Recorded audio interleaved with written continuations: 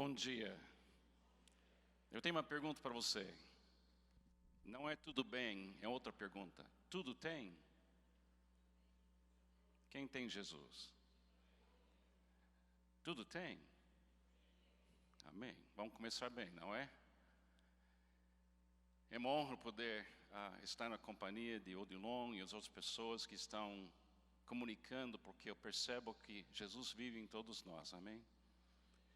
Não importa se a gente é pastor ou a gente trabalha no mercado e viaja ou fica no mesmo lugar todo dia, é Cristo em nós a esperança da glória. Eu queria, com esse tempo que eu tenho, falar sobre uma espiritualidade cristocêntrica. Uma espiritualidade cristocêntrica. Porque a gente está tentando resgatar essa ideia de Cristo no centro. Porque a gente enfatiza tanto aqui na igreja essa ideia de olhar para Jesus para não se perder.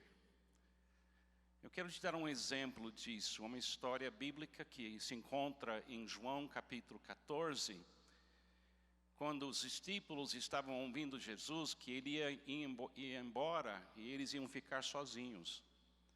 Isso foi logo antes da crucificação dele. É claro, eles ficaram apavorados e chocados. E o Felipe, um dos discípulos, ele falou assim: Senhor, mostra-nos o Pai, e isso nos basta. 3 anos e meio ele andava com Jesus. 3 anos e meio ele ouviu as palavras sagradas de Jesus. Ele ouviu tudo face a face com Jesus. E na hora que ele mais precisava de confiança, ele fala para Jesus: Senhor, antes de o senhor ir, falta uma coisa. Nos mostra o Pai. Olha a resposta de Jesus. Jesus respondeu: olha como ele é calmo e tranquilo, mas olha o que ele fala: você não me conhece? Felipe, mesmo depois de eu ter estado com vocês durante tanto tempo? Felipe, quem me vê, vê o Pai. Como você pode dizer, mostra-nos o Pai? Agora eu vou falar isso como uma opinião pessoal. Eu acho que esse foi um momento crítico na história do cristianismo. Porque se Jesus tivesse tentado mostrar o Pai mais do que ele já tinha mostrado o Pai, toda geração estaria fazendo a mesma pergunta. E eu, como pastor, desde 1976, eu tenho percebido que a igreja continuamente faz a pergunta de Felipe: Jesus, mostra-nos o que o Senhor não nos mostrou. Eu quero, com calma e respeito, dizer para os irmãos: não faça essa pergunta para Jesus. Ele não vai repetir o que ele foi, ele não vai repetir o que ele falou, ele não vai repetir o que ele fez na cruz. Se o que ele foi, o que ele falou, o que ele fez não é suficiente para você, o problema é seu. Tem um monte de igrejas construídas tentando mostrar o Pai. Venha para a minha igreja ver o Pai. Porque o Pai se revela na minha igreja, naquela outra igreja não se revela. Amados, Jesus fechou o assunto. Ele fechou o assunto. Ele perdoou nossos pecados. Não tem nada faltando, gente. Quem tem Jesus não tem falta de nada. Fala isso comigo. Quem tem Jesus não tem falta de nada. E quando você vê Jesus, você vê simultaneamente o invisível.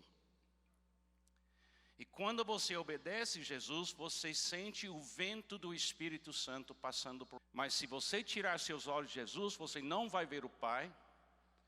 E você não vai sentir o Espírito Santo. Porque Deus criou, e Deus permitiu que seu filho fizesse carne para habitar entre nós. Porque nós somos seres humanos.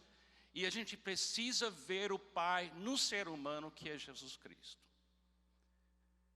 Então, eu queria dar também para você algumas coisas que para mim não são coisas que podemos negociar. Primeira coisa, a qualidade do seu centro determinará a circunferência do seu amor. Exatamente o que Odilon falou.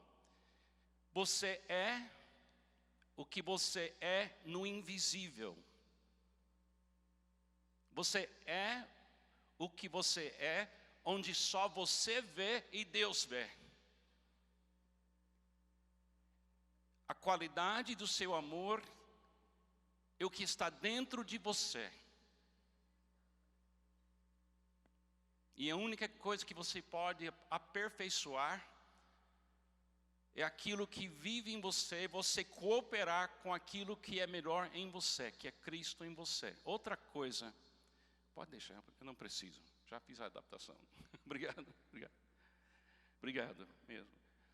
Outra coisa importante, uma vez que adotamos, o que ganha a sua atenção, ganha você. Fala isso comigo, o que ganha a sua atenção, ganha você. Se você acordar de manhã e ligar seu computador e ver as notícias, e você leva para dentro de você os paradigmas do mundo, então você vai passar o dia vivendo os paradigmas do mundo. Se você acordar de manhã e focar em Cristo Jesus, você vai ter uma renovação daquilo que Cristo é na sua vida. Outra coisa que não é negociável, pelo menos para mim, uma vez que adotamos uma maneira de ver, um paradigma, aceitamos o poder daquele que vemos nas nossas vidas. Por exemplo, a história bíblica começa com Adão e Eva, com o paradigma das duas árvores, a árvore da vida e a árvore do bem e do mal. E Deus disse, o paradigma para vocês é a árvore da vida.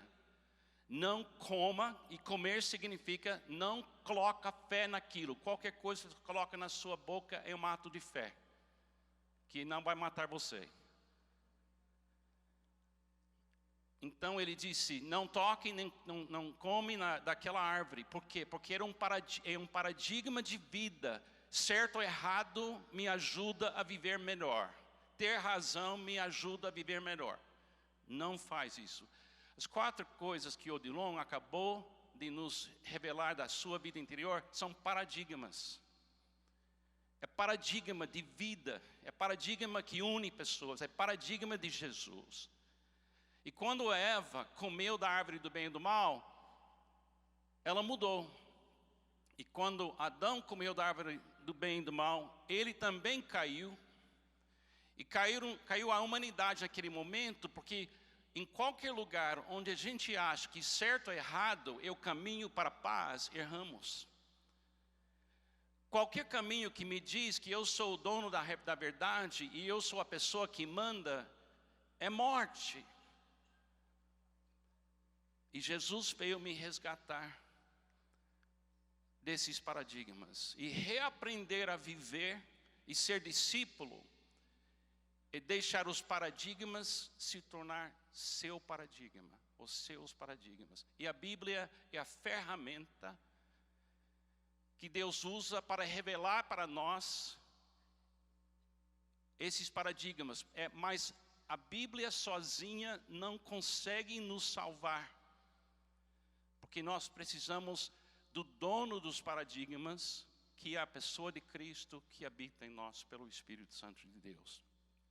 Agora, pensando nessa coisa, a qualidade do seu centro determinará a circunferência do seu amor e uma espiritualidade cristocêntrica. Aquele que você fizesse uma experiência enquanto eu estou falando agora. Eu vou fazer algumas perguntas para você. E você vai ver o mundo invisível. Por exemplo, O apóstolo Paulo disse assim: assim fixamos os olhos, o que ganha sua atenção ganha você, fixamos os olhos, não naquilo que se vê, mas no que não se vê, pois o que se vê é temporário, transitório, mas o que não se vê é eterno. O coração dessa mensagem é assim: é mais importante você ver o invisível do que você ver o visível. É mais importante você compreender sua vida interior do que você ser presidente de uma firma. É mais importante que está em você do que qualquer outra coisa que cerca você. Primeira pergunta: quem você vê no centro do seu ser? Eu não vejo o centro do seu ser. A sua esposa não vê o centro do seu ser, seu marido não vê. Quem vê o centro do seu ser? Só você e Deus. Seja honesto. Quem você vê no centro do seu ser?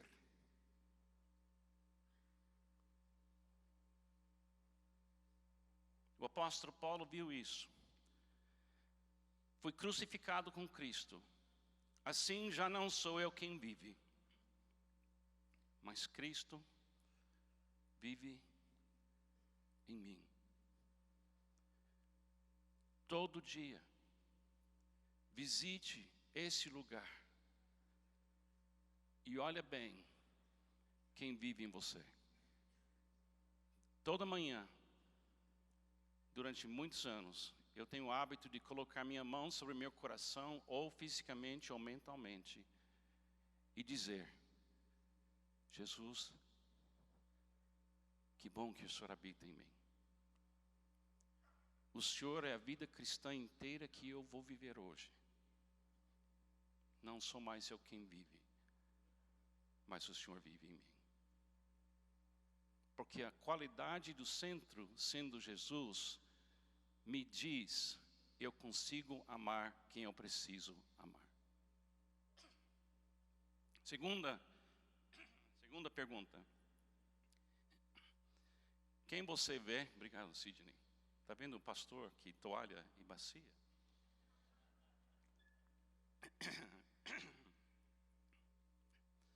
Quem você vê no centro do seu irmão?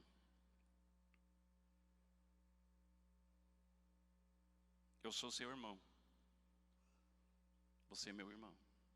Odilon é meu irmão. Como é que eu devo olhar para Odilon? Para Fabiano? Para o diácono que me dá dor de cabeça na minha igreja? Existem alguns em alguns lugares. Quando eu tenho um membro da igreja que vai sair, a pessoa me acusa de ser um pastor que não prega bem. O que ela não sabe é que eu também acho que eu não prego bem.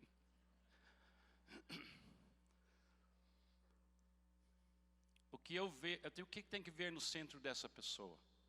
Acima de tudo, Jesus. Não estou vendo os irmãos, é muito escuro aqui dentro no momento, mas eu creio que vocês estão aqui pela fé.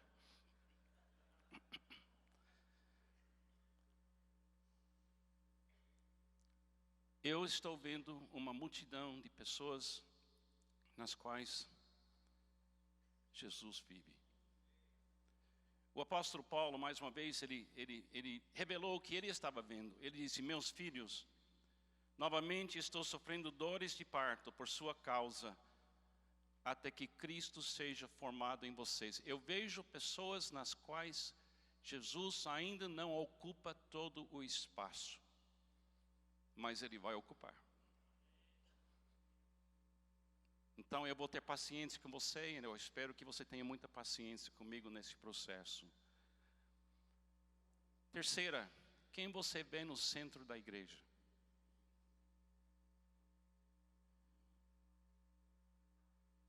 Quem é o centro desse lugar?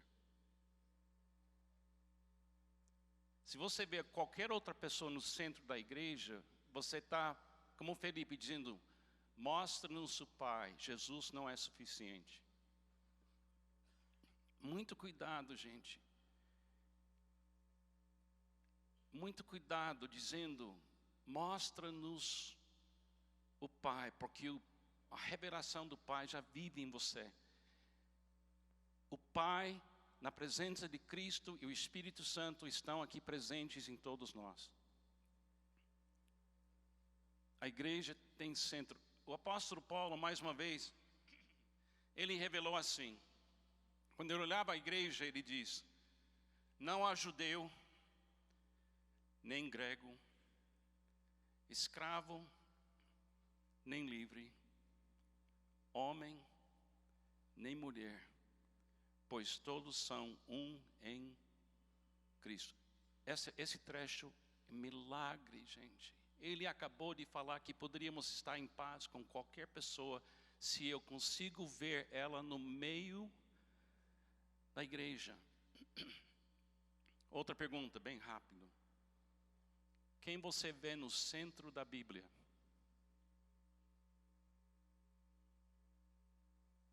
Quem você vê no centro da Bíblia? Sua teologia? Sua denominação? Sua opinião? O que está no centro da Bíblia? Jesus em João capítulo 5, versículo 36 diz assim, falando com pessoas que não acreditavam nele, eu tenho um testemunho maior do que João.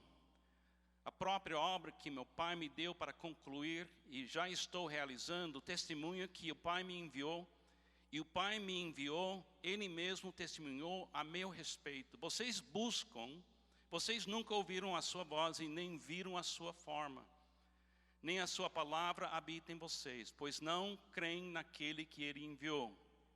Ouça bem, vocês estudam cuidadosamente essas escrituras, porque pensam que nelas vocês têm a vida eterna. E são as escrituras que testemunham a meu respeito. Contudo, vocês não querem vir a mim para terem vida. A vida que você quer não está na sua teologia. A vida que você quer é uma pessoa, não é uma ideia, não é um propósito, não é um princípio.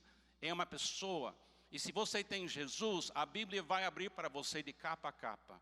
Mas se você não colocar ele no centro da Bíblia, de capa a capa, você vai criar teologias que vão dizer, mostra-nos o Pai. Mas quando você coloca Jesus no centro da Bíblia, a Bíblia abre e você fica mais apaixonado pela Bíblia do que nunca outra época na sua vida. Quando eu entendi, eu não coloquei, mas quando eu entendi que Jesus é o centro da Bíblia, fez uma integração todos os versículos da Bíblia, porque todo versículo tem um caminho que vai até Jesus. Outra pergunta, quem você vê no centro da criação? Ele é a imagem de Deus invisível, primogênito de toda a criação, pois nele foram criadas todas as coisas nos céus e na terra, as visíveis e as invisíveis, sejam tronos, soberanias, poderes ou autoridades. Todas as coisas foram criadas por Ele e para Ele. Quando você pensa no meio ambiente e os problemas que nós temos nesse planeta, quem você coloca no centro daquilo? Jesus. A criação é dele. A maneira que a gente trata a criação é assunto de Jesus e você. E Jesus e o Brasil, e Jesus e a Inglaterra. Nós temos que levar esse debate de volta para a criação ser uma obra de arte de Jesus. Quem você vê no centro da história? Ele é antes de todas as coisas, nele tudo subsiste. Ele é a cabeça do corpo que é a igreja, é o princípio, o primogênito entre os mortos, para que tudo tenha supremacia. Pois o agrado de Deus que nele habitasse toda a plenitude e por meio dele reconciliasse consigo todas as coisas, tanto as que estão na terra quanto as que estão nos céus, estabelecendo a paz pelo seu sangue derramado na cruz. Quando você lê as notícias do jornal e você fica apavorado que o mundo vai acabar, quem você coloca no centro daquele assunto? E quando você olha para Jesus, última pergunta, quem você vê no centro de Jesus? Quando você pensa na pessoa de Jesus e a vida interior dele, quem viveu com ele o tempo todo? Ele disse assim, novamente Jesus disse, paz seja com vocês. Assim como o Pai me enviou, eu os envio. E com isso soprou sobre eles e disse, recebam o Espírito Santo. De onde veio o Espírito Santo para a igreja? De dentro de Jesus. Nunca separa o Espírito Santo de Jesus. Nunca separa o Pai de Jesus. É uma pessoa só agindo, gente. 3 pessoas, mas um Deus só. Se você ficar focado em Jesus, eu garanto que você vai conhecer o Pai e você vai ter poder do Espírito Santo para amar quem você precisa amar. Mas se você tirar Jesus do centro, a história já nos provou, a igreja se perde. A igreja se perde. Porque quando você diz para, como Felipe disse, mostra-nos o Pai, aí eu acho que ele quer chorar. Como é que pode perguntar para eu mostrar o que eu sou?